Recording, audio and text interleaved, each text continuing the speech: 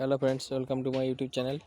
আজকে দেখাতে চলেছি প্রত্যেক গ্রামগঞ্জের বাড়িতে একটা করে ছোট ক্ষেত বাড়ি থাকে, যেখানে সবজি চাষ করা হয় শীতকালে। সেরকমই প্রায় আমাদেরও রয়েছে। দেখুন, এগুলো হলো টমেটোর চারা, যেগুলো কঞ্চি দিয়ে বাঁধা রয়েছে।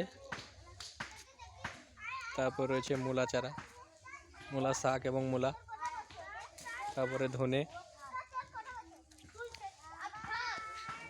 তারপরে রয়েছে লাল মরিচ, আরও রয়েছে বেগুন গাছ,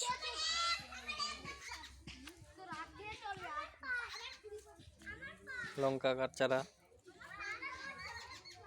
আরও বিভিন্ন রকমের সবজি রয়েছে শীতকালে যা চাষ করা হয়।